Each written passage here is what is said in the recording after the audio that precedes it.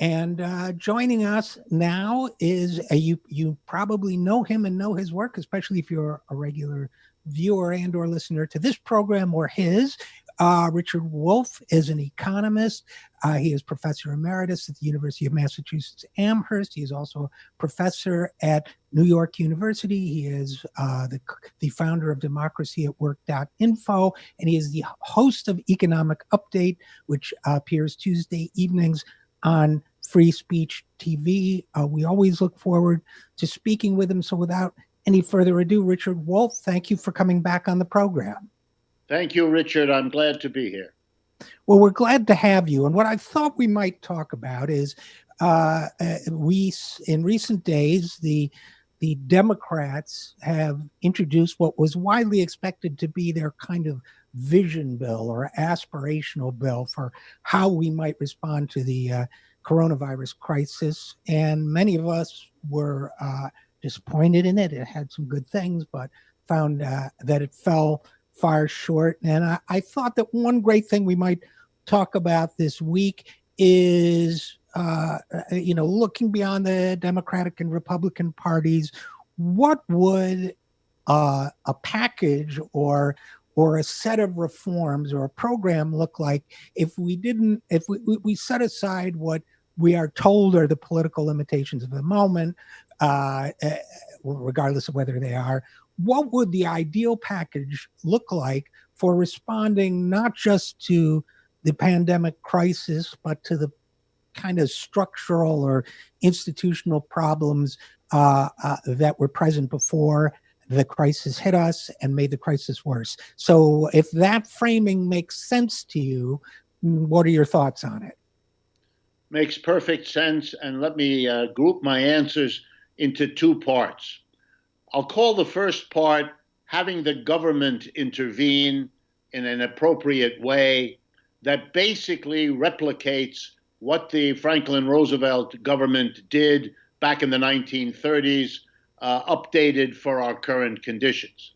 And the second response is what ought to be part of any package, but neither Republicans nor Democrats think this way or have enough imagination or enough political courage, but we can do that here, even if they don't dare to do it in their universe. So let's go with the first one. We are now in a depression, and the depression has no parallel in American history, really, other than the Great Depression of the 1930s. What was done then was a huge intervention, much bigger in its social complexity and comprehensiveness than what is being done now. And let me explain what I mean. Most of what happened in the Great Depression was a mixture of what we call trickle down and what we ought to call trickle up economic policies. The trickle down, I think most people know, the Roosevelt government bailed out the banks. It bailed out large corporations in a variety of ways, both with monetary and fiscal supports of a whole set of kinds. That's fairly well known. What is less well understood is the other side of the FDR program, trickle up. And trickle up is simply the opposite of trickle down. In trickle down, you give the money to the biggest, richest entities and hope that it trickles down to help everybody else.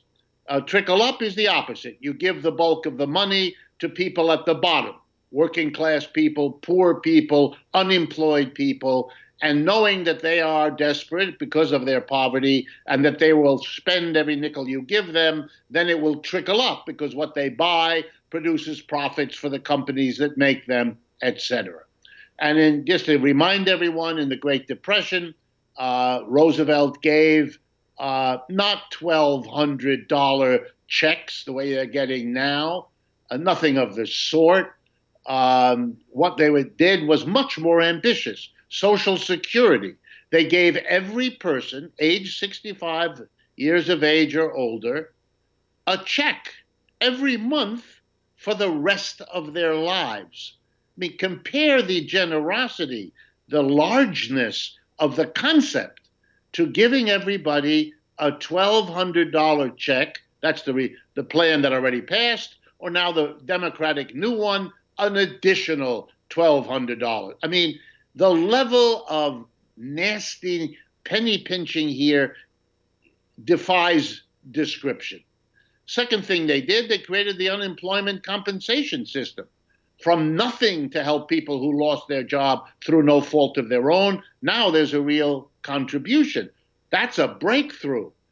They passed the first minimum wage to make sure that employers could not take advantage of the mass unemployment to break down wages, to force wages lower by saying to any employed person, I'm going to cut your wage in half. If you don't like it, leave. I got millions of unemployed people who will jump for a chance to have your job at half the pay I'm giving you. To prevent that, they passed a minimum wage. And then the biggest program, they decided to hire the unemployed, to put them to work producing the great national parks in the western part of the United States, the first environmental and ecological programs in the Civilian Conservation Corps, and so on. 15 million people no longer unemployed, but instead employed doing socially useful work, feeling good about themselves as working people, and finally earning a living so they could make their mortgage payments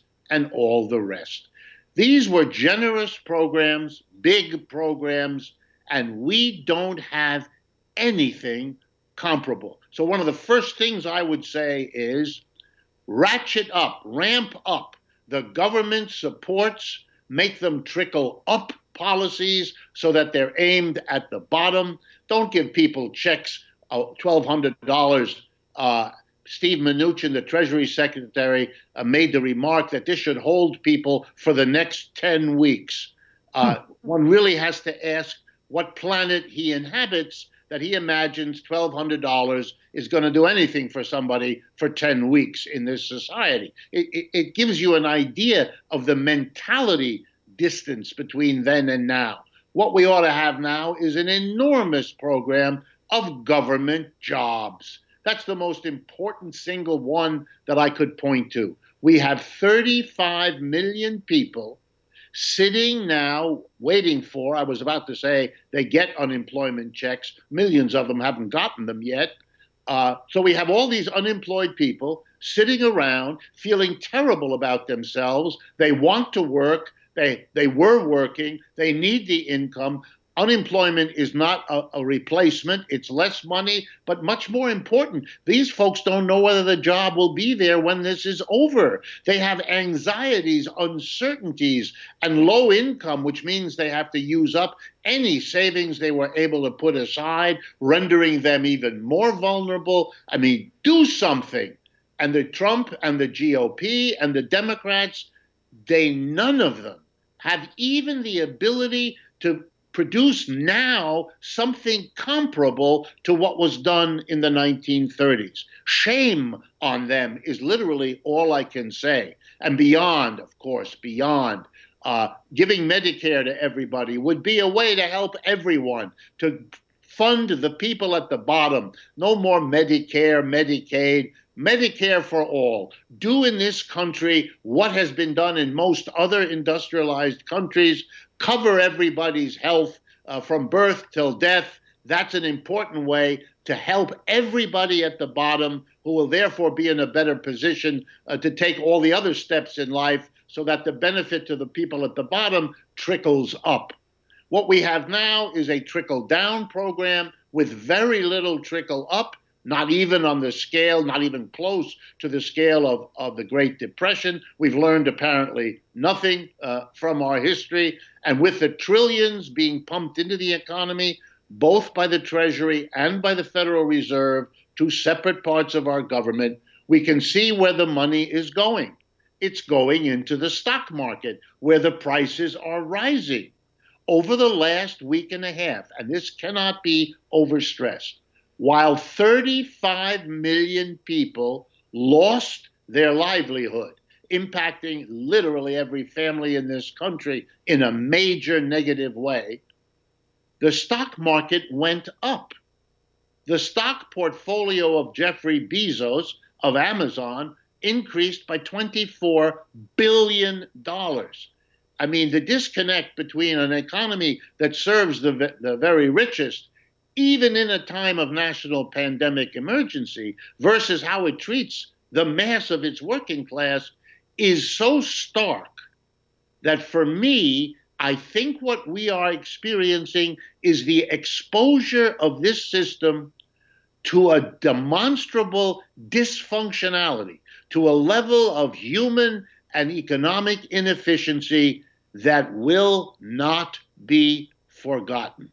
All right, let me turn then to the other part of your question. What could be done that isn't a repeat or learning from history, doing something new? And here let me focus on one suggestion. The conversion, or the creation would be a better way to put it, the creation of a different sector of our economy, not organized as a private capitalist enterprise, with an owner or a board of directors at the top, a tiny minority, telling the vast majority, the employees, what to do, how to do it, where to do it, what technology to use, and then owning whatever these workers produce as fast as they produce it. That's what employers do.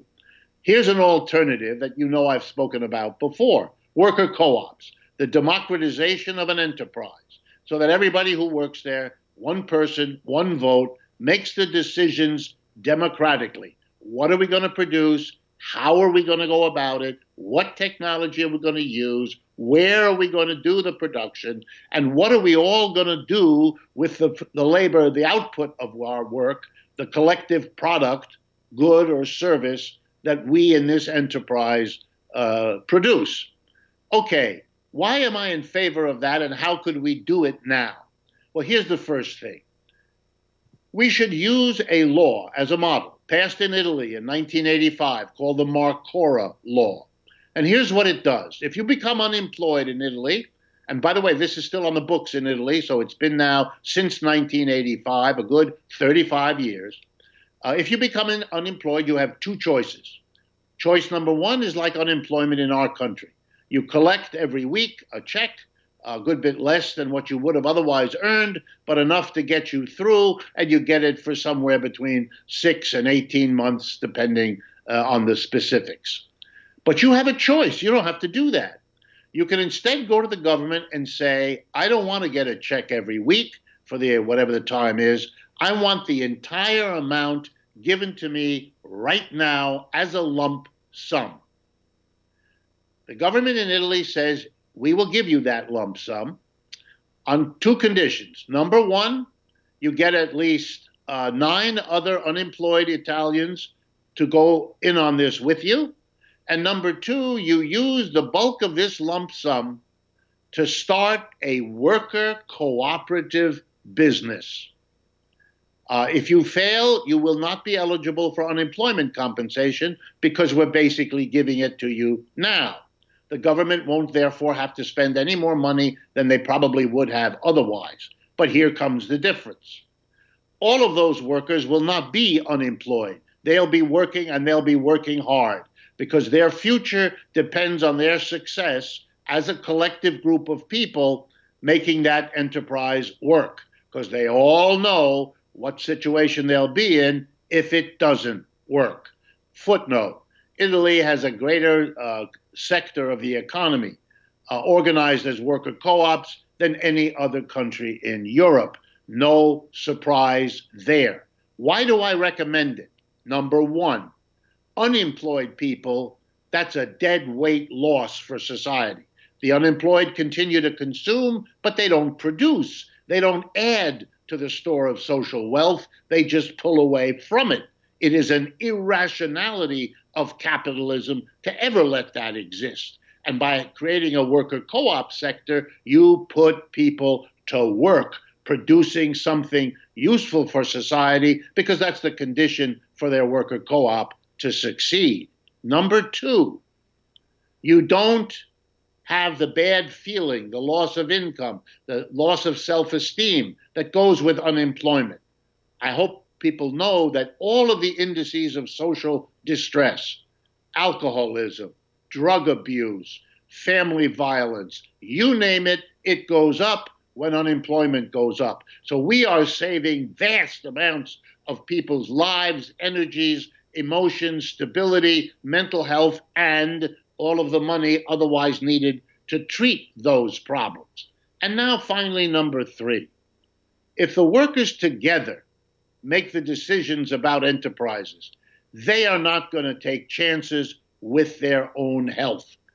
We are suffering a disaster now because a very small part of our population, the class of employers, has a conflict. They want businesses to be open because that's where their profit lies. Because they are at the top of the heap economically, they can take the steps, in most cases, to guard their health. They want the mass of people who don't have those resources and who don't depend on profits to come to work for no more than their wages and thereby risk their lives with this virus. This is impossible. The decisions of an enterprise, sure, they can include profit. That's one of the things you're in business for, but you're also in business, as in the rest of your life, committed to keeping your family safe from infectious disease, well fed, have a decent work-life balance, and so on.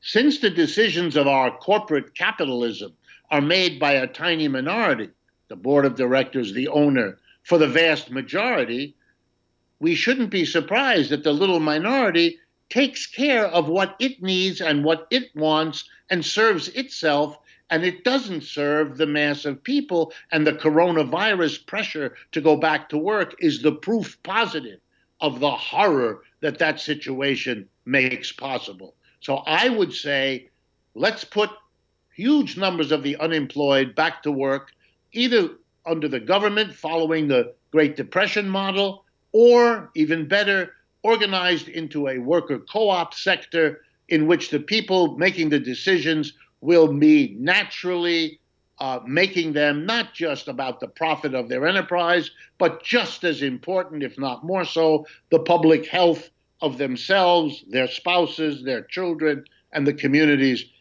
in which they live. It'll be a better economic system for the majority of people. It'll only be a loss for the tiny people at the top. They've had their dominance for 300 years of capitalism.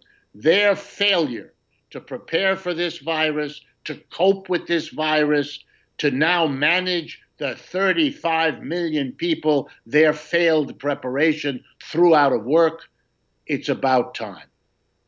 And again, we're talking with economist Richard Wolff. And Richard, I have a couple follow-up questions about that. But first of all, before we go off this idea of the Italian model, I mean, I'm thinking, for example, I was thinking as you were speaking, just picking one industry at random, pharmacies. We've seen, and I've written about the invasion of investors and into the pharmacy space, including Mitt Romney's Bain Capital, and the pressure to meet, these highly leveraged buyouts of pharmacy chains, Duane Reade and others. And we're seeing, even before the pandemic, layoff of pharmacy workers to try to maximize profits. So if pharmacy technicians and pharmacists got together, and I'm just using this as an example, and opened worker-owned pharmacies, it would serve a couple purposes. In addition to the ones you described, it might also, if that model succeeds, it would reduce the percentage of pharmacies that are investor-owned, that are leveraged, that are being forced to meet these impossibly high revenue goals. And therefore, the benefits would accrue not only to the people who work there, but to society as a whole. And if I'm right in thinking that, and if you multiply that out by any number of industries, certainly pharmacies are one that are very sensitive right now in the face of the pandemic, you could see social benefit in that goes beyond just taking care of people who lost their jobs. Am I thinking about it correctly? Yes, I think the benefits are enormous. I mean, let me rattle off a few more. We want to call ourselves a democracy.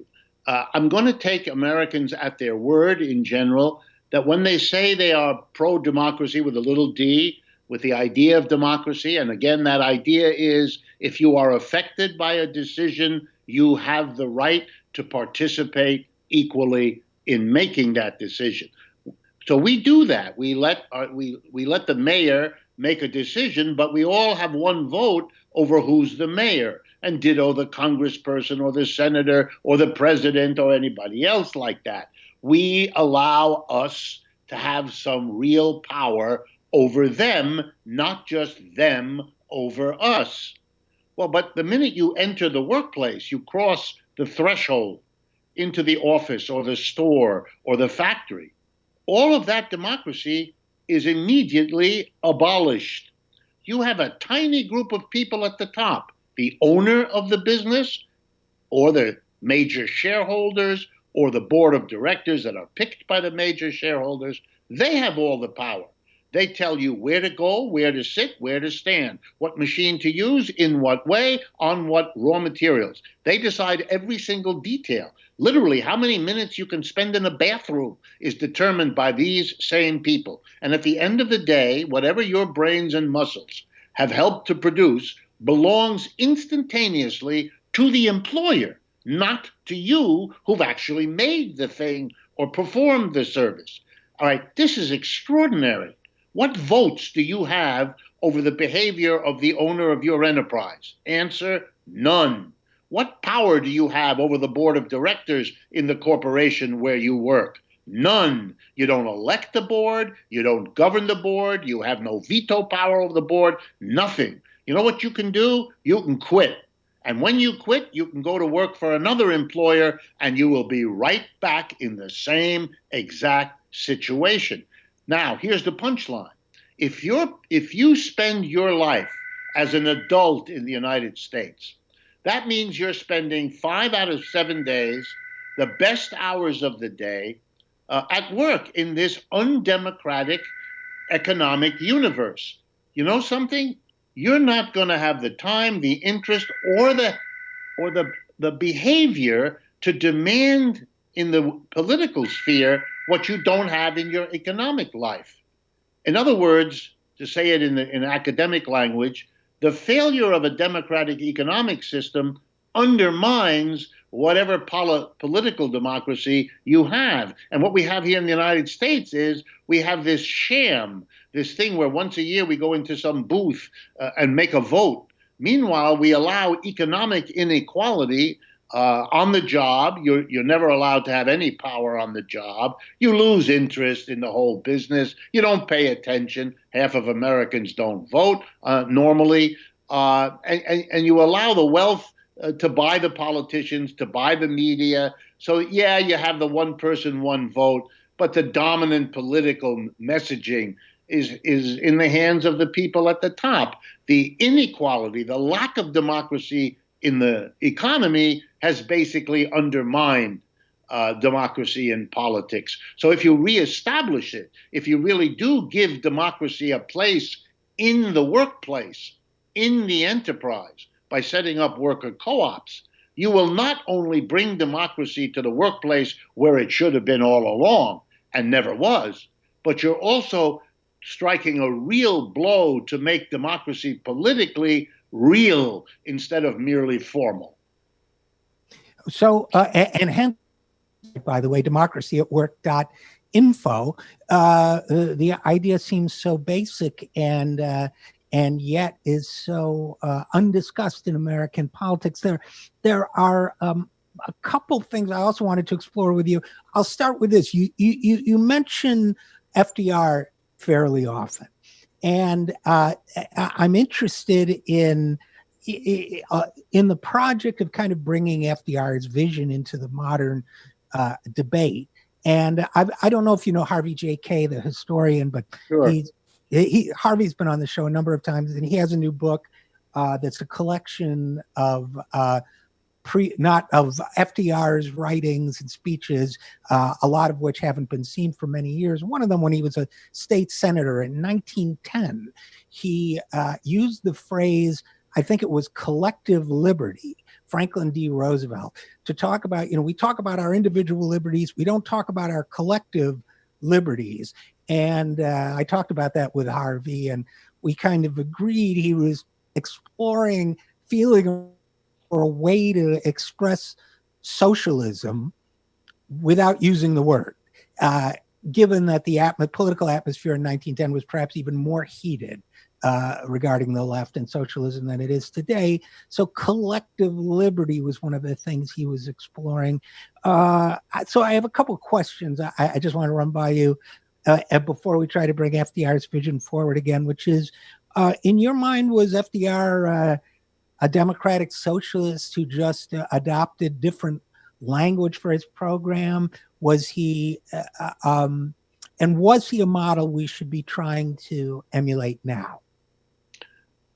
Good questions, Richard. I don't know if I'd call him a democratic socialist or not. He clearly did not want any such label, went out of his way most of the time to avoid it, did not like it when others accused him of being a socialist, which happened in FDR's political career more than a few times. I think I would rather say that democratic socialism has moved over to get closer to FDR than the other way around. And here's what I mean.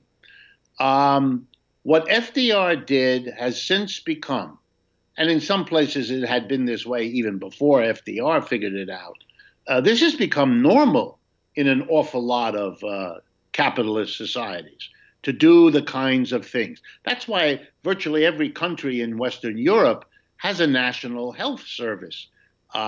They've had the equivalent of Social Security longer than we've had it here in the United States in many cases. The government there is expected to basically be the employer of last resort. Not to the full extent that I would want, but certainly more than anything, anything that has happened here in the United States. So I would say that the Rooseveltian notion of capitalism, and I like this phrase, capitalism with a human face, a capitalism that knows that private enterprise left to itself produces a very harsh, unequal, unstable society, and that therefore, if you're going to keep capitalism, you need a healthy interference by the government so that the harsh edges are filed down, that the inequality is limited, that the instability is offset, and so on. Some people want to call that socialism. I find that deeply disappointing. And I find it disappointing because it strikes me as a kind of failure of imagination, of asking for way too little. Why in the world do you want to allow the inequality inside the enterprise that I just spoke about? Why are we willing to accept a fundamentally undemocratic workplace where we spend, as I said, most of our adult lives? I mean, either you are for democracy or you are not. But if you are, then you are an opponent of capitalism, because the way capitalism organizes the production of goods and services is in an undemocratic way. A tiny group of people make all the decisions, and they exclude the majority, and they are not accountable to the majority. The majority are employees, not employers. The employers are a small special interest group, and this society panders to them from top to bottom. That's not democracy.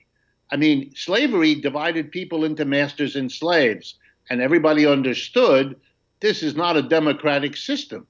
Feudalism divided everybody involved in production into a minority, the lords, and a majority, the serfs. And like master and slave, lord and serf, we all know who's in charge. Capitalism promised something different, but it failed to deliver. It delivered employer-employee, which looks alarmingly like lord and serf, master and slave. And the trick is, as the early capitalists knew, to get beyond this kind of division into a powerful minority and a powerless majority. And the only way to do that is to make worker co-ops, make the industry, the enterprise, the office, the store, the factory into a democratically organized and operated institution. Otherwise, your commitment to democracy is a bunch of words uttered on July 4th and not a reality in your economy. And one last thing about that Italian example. Italy already shows us, not only in the durability and the effectiveness of that law that I mentioned, but it shows it's possible for worker co-ops to become a really significant part of an economy, thereby giving the people who live there an extraordinary freedom of choice that Americans don't have. Let me pick the example that's most developed. In Italy, it's the region called Emilia-Romagna. In that part of Italy, 40%, 40% of the economy is worker co-op.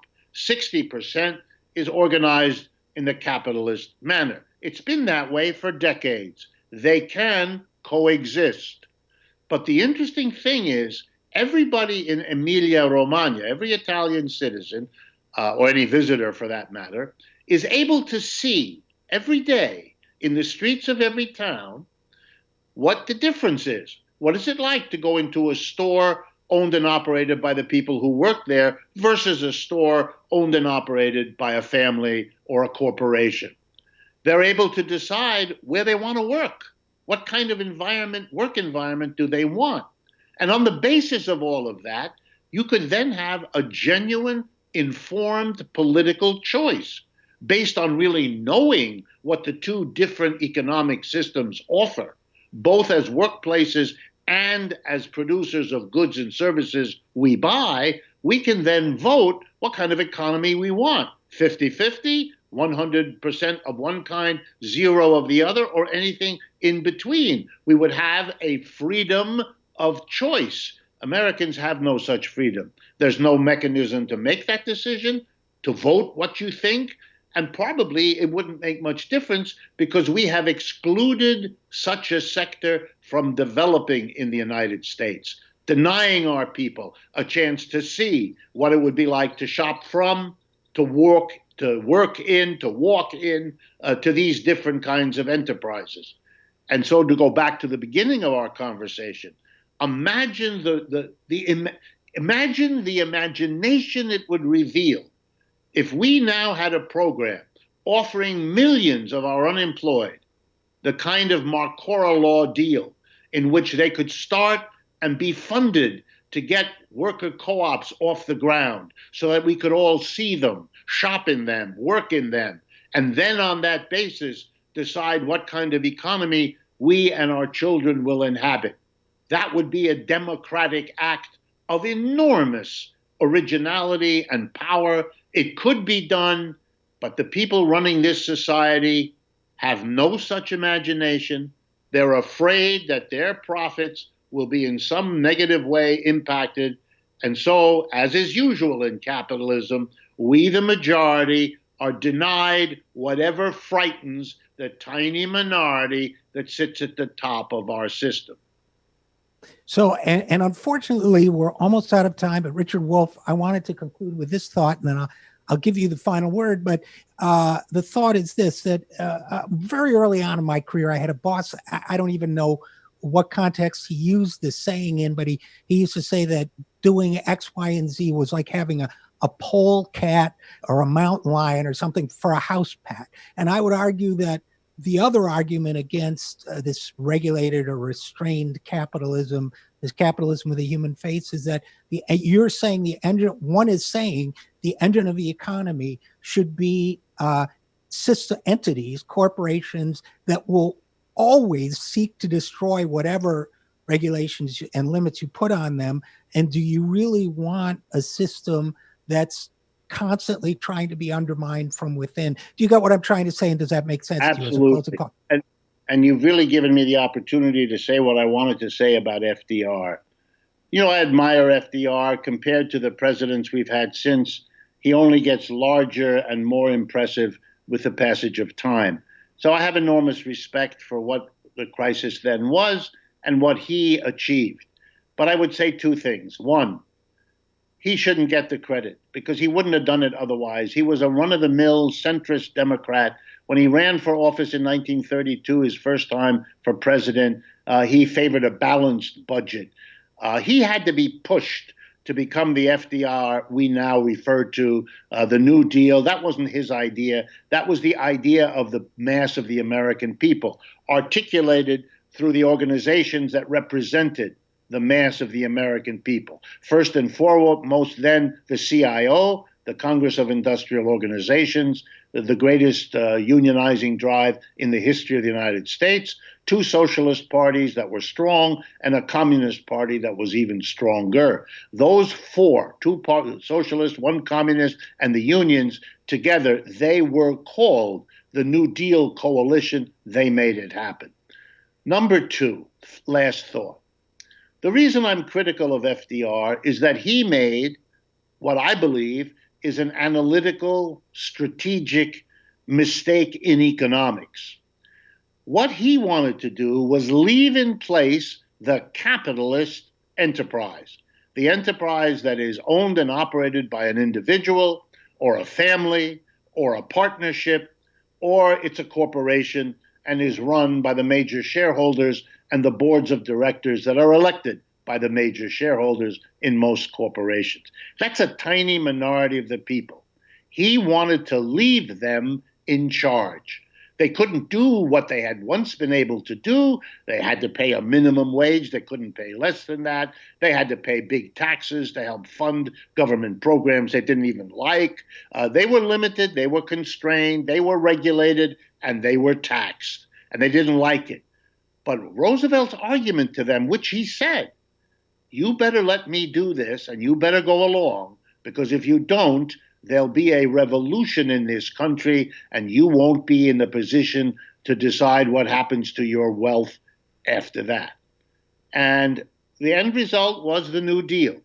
We got a whole bunch of programs. I mentioned them earlier. They benefited the people. There was significant trickle-up economics of the sort we don't barely see now.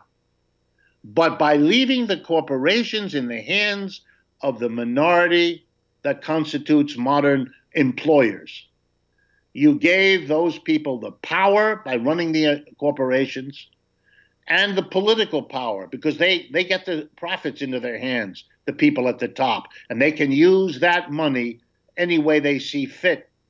And what they did in the decades after the New Deal was they undid the New Deal. And the lesson for me there is, no matter what rules, regulations, reforms, you can, through much struggle, win in a capitalist system.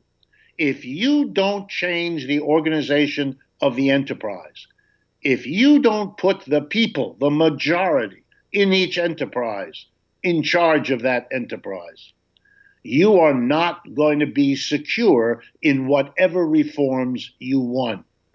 So, for example, we don't even talk in this country now about a federal jobs program.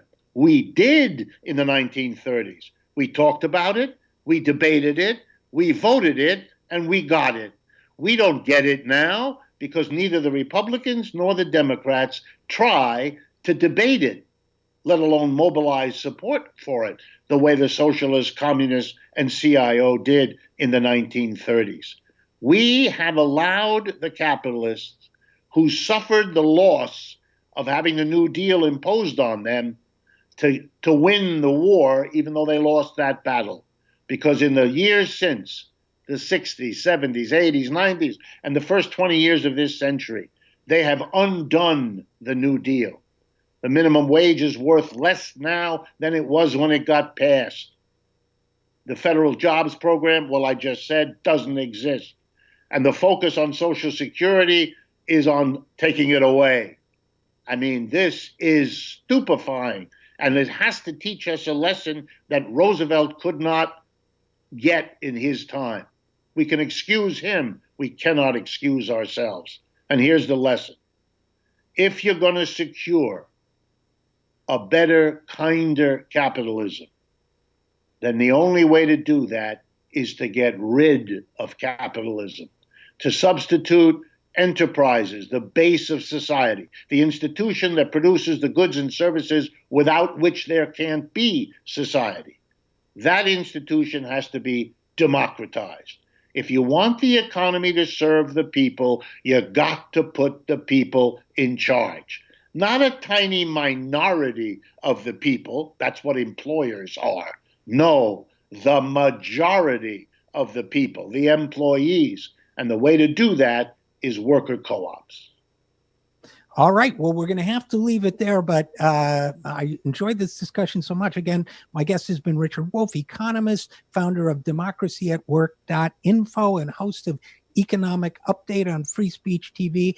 As always, a pleasure. And as always, thank you so much for coming on the program. Thank you, Richard. And thank you for having programs that allow and encourage this kind of conversation. The country has never needed it more.